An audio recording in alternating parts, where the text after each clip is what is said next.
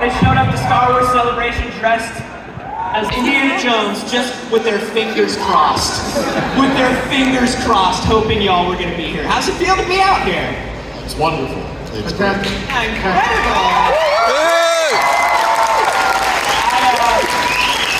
I gotta know, James.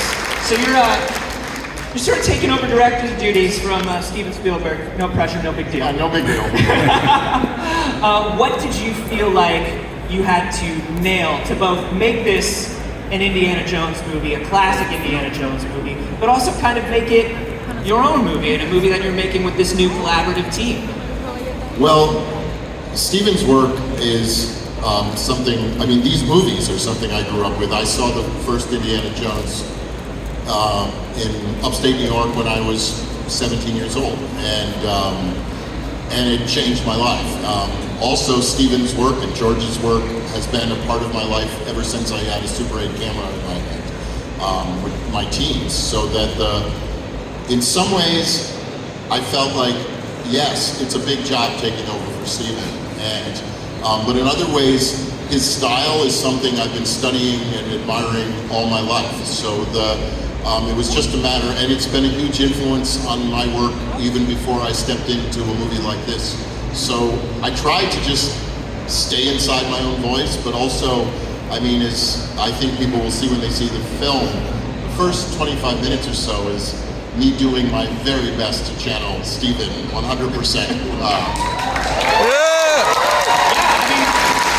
Like you're saying, it's impossible, I think, to be working in film today without being influenced or touched in some way by their work. So, yeah, I would imagine it kind of just gets in there no matter what you're doing.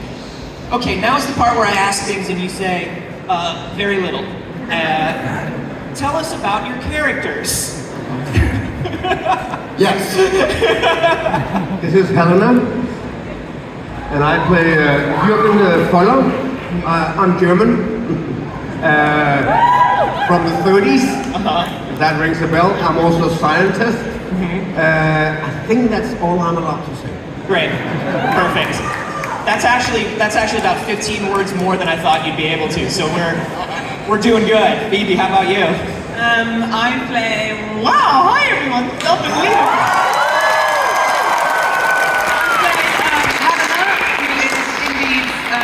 Long lost goddaughter who comes back and gives him a bit of a fright later on in her life. Yeah, and I know this is something that none of us can know the answer to right now, but we're all trying to figure out whose daughter you are. And there are so many theories. Have you been watching them? Have you found any of them interesting? This is something you also can't answer. Absolutely can't answer, yes. We have to wait and see, but it's a wonderful revelation. I'll give you a hunch. Whoa! Complex layered relationships in this one, everybody. No, but one of the things that I love about this is it is set, a bit later on, right? One of my favorite things in the trailer is the scene, the shot of Indy sitting down next to a kid on the subway with an astronaut helmet on. And so things have definitely changed. How has the world sort of changed for Indiana Jones, and how do the two of you, I mean, you obviously come from Indy's past, we've seen. Yeah. But how do you all fit into this sort of like space age world now? Because we think of Indiana Jones as very like Republic serial World War II, I guess this is your time. It's not Indy's time, it's not my time. I think both Indy and Jürgen Voller are kind of lost in the past. Just look at the way they dress. But they also have dreams that has nothing to do with the present. 69 is just a phase, you have to get over it, something better is out there. That's how my character sees it.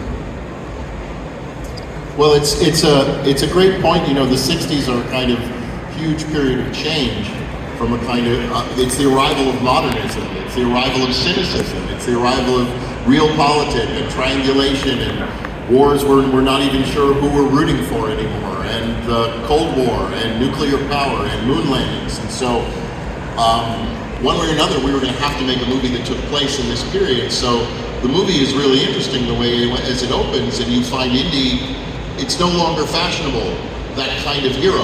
And and he kind of proves his worth again in the course of the movie. But the time period has a really interesting effect on the story, of course. Did it allow you, I mean, obviously we think of globetrotting as well. Were there any fun locations that you all went to? Was there a favorite that you got to see? That once again, they're all doing this thing where it's like, we can't even tell you where we shot, man. Oh. We went to Sicily, Morocco, and Glasgow was extraordinary. You love Glasgow. Glasgow's energy is off the wall, it's incredible. They all were actually. We were really blessed with these different incredible places. I loved Morocco. It was just a real, it was just such an immersive experience, and all the action sequences we did there were just it really added to it, the fact that we were there. No, you were just like, yeah, Morocco was good. Yeah. Morocco rocks. No, I was a big fan of Sicily. Yeah. Something very Indiana Jones about Sicily. The roughness of the island was just like very much down the alley of what this film is all about, and the beauty at the same time. And the food. And the food. Oh my God, the pasta. You're just planning half the film around like what y'all are gonna be eating. I love it. Let me ask you this: this is not your first time working on a Lucasfilm production on something like this. What was it like coming back? Were there any tips that you had for people who were new working to this sort of crew and this sort of production?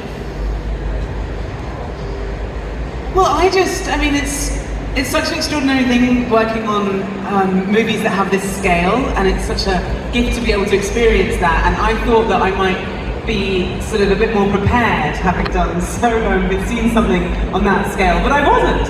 The marvel of it is extraordinary every single time, and you really feel like you are living the adventure. So there is something so beautiful about being able to feel like you're really in that world when you're on that set, because sometimes they're 360 sets, and you just look around, you're actually in a tomb, and you just can believe it. I feel like all that stuff really actually happened to me. Was that an interesting experience, like a challenge for you, directing on the volume and sort of those digital? We never directed. Never did volume. No. No. We did real shit.